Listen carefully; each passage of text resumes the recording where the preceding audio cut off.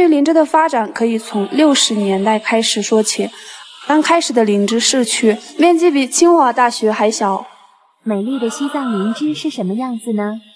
Hello， 林芝不看3个周边，亲爱的家人朋友们，大家好，我是你们的好朋友藏书姑娘周马。最近呢，在学校里面做一些毕业实验啊，还有实习之类的，然后比较忙，然后就好久不见。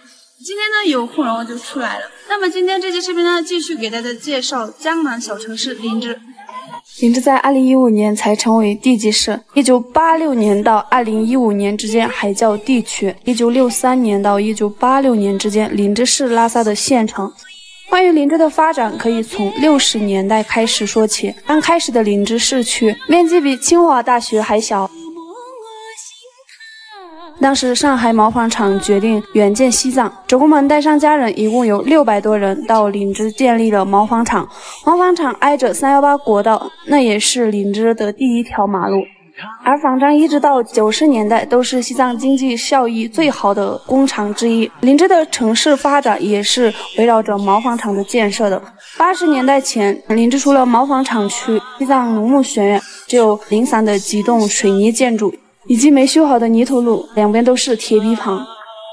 铁皮棚住的是全国各地的人，有建筑工人，有单位工作者，还有从村里到城市发展的藏族人。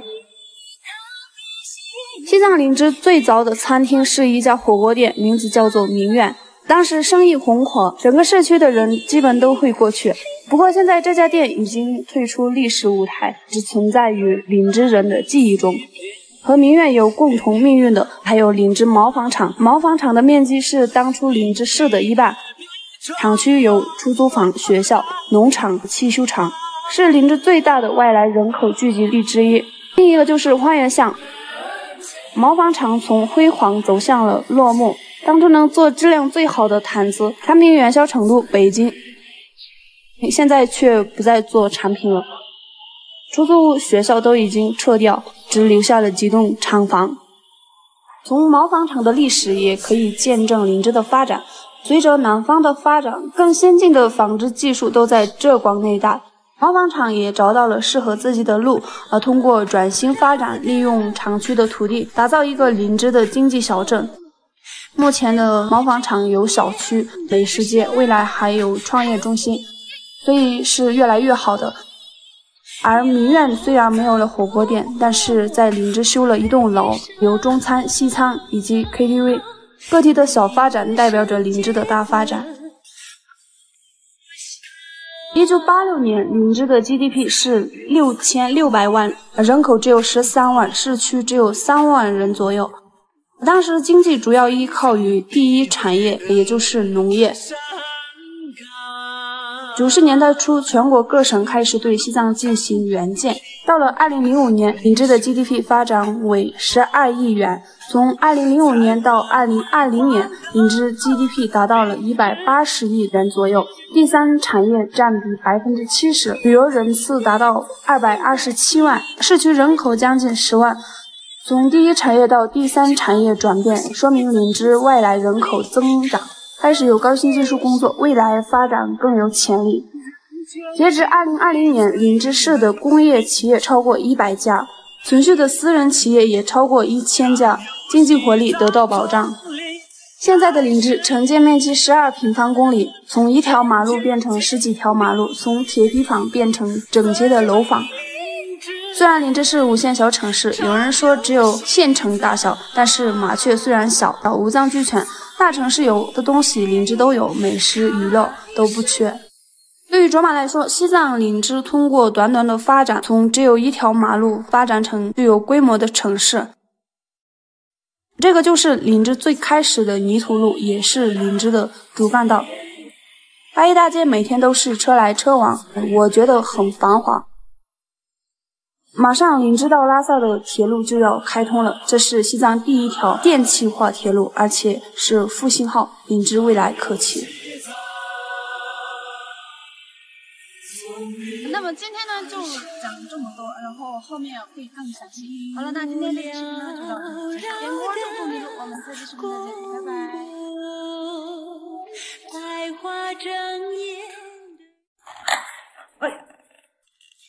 不好意思，太暴力了。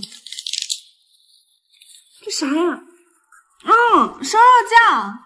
这个是生的牛肉，可能很多朋友都吃不惯这个东西。Hello， 连线观3个卓明，亲爱的家人朋友们，大家好，我是你们的好朋友藏族姑娘卓妈。今天呢是一个愉快的假期，准备去找我姐姐。她到了林芝待几年了，一直都没有和大家提起过来。我们的感情真的很好，我也特别的喜欢我这个姐姐，而且告诉大家我们是双胞胎。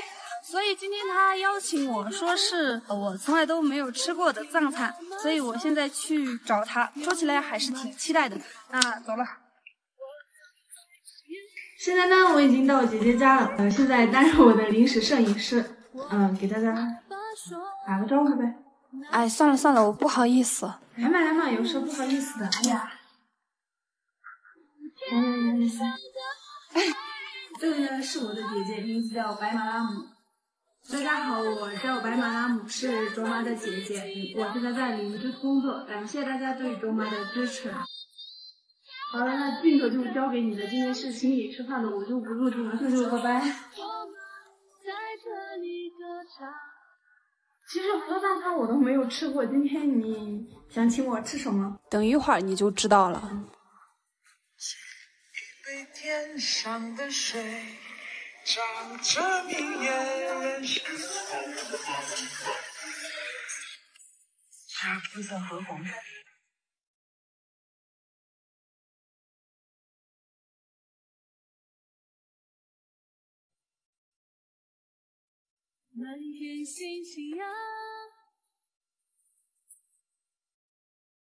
东西来了，你可以尝一下，感觉味道怎么样？看看是什么？这是什么？这是菜啊？脏吧？你怎么点？哎，这啥？西红柿吗？哎，不好意思，太暴力了。这啥呀？哦，生肉酱哎，可以。生牛肉酱是我们西藏的特色美食。那现在我尝一下味道怎么样？有没有和我们家里的那个一样？非常想得出来，因为我当时都在学校里面，在学校里我基本上没吃过，就第一次。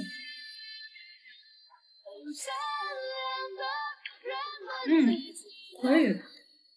这是呢是糌粑，这个牛肉酱配上糌粑比较好吃一点，不过呢也可以配上馒头啊、饼子啊都可以。但是我们平时都会喜欢跟糌粑一起吃。我先尝一下。这个牛肉酱呢里面的料是都是牛肉，还有这个红红的应该是有血块，然后加上这个辣椒，然后里面有盐巴，还有一些调料，再加上葱，还有那个大蒜，还有辣椒。这个是西藏这边的辣椒。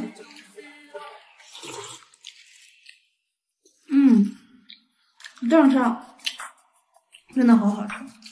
这个是生的牛肉，可能很多朋友都吃不惯这个东西。除了这种生肉酱之外呢，我们还吃那种生肉，比如说羊腿啊那种生的也吃了。还有一个我们家那边有一个美食，就是生肝，你知道吗？就是刚宰完羊，把那个肝取出来，然后放在一个比较干燥的地方，把它给冻起来。你不加在那种冰箱或者冷冻库里面，放到外面，它就因为比较冷嘛，直接冻住了。冻完之后呢，第二天早上就切块的吃，就是生的，那个也是非常的好吃。如果大家到西藏来，我请大家吃。那你觉得我们西藏的人为什么吃生肉不闹肚子呢？因为这是传统嘛，从古到现在都是延续下来的，他们都是这样吃，然后我们也就慢慢的习惯了，就像日本吃生鱼片一样。现在呢，好多汉族朋友都习惯吃生鱼片，其实道理是一样的，所以我们就都已经习惯了，不会闹肚子。之前呢，我请朋友吃风干牛的时候，他们也觉得就是习惯了，就非常的好吃。这个生牛肉酱也是一样的，跟干麦一起配上，是真的很好吃，而且是我们西藏的一个特色美食。大家来了也一定可以尝试一下，有放了辣椒，还有一些调味品，不会有那个生肉的那种腥味。当然了，我还是觉得自己做的最好吃。大家来西藏，我请大家吃哟。好了，那么今天这期视频呢就到这里结束了，我们下期视频再见。